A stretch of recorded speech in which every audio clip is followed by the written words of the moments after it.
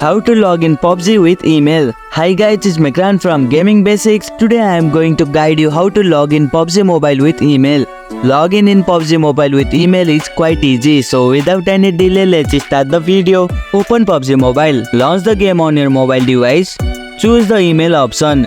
If your account is linked to an email, you may see option to log in using Facebook, Google or other platform. Look for an option that says Google. This might not always be clearly labeled. Enter your email and password. If prompt, enter the email address associated with your account and your password. Tap login or continue. Verify your email if necessary.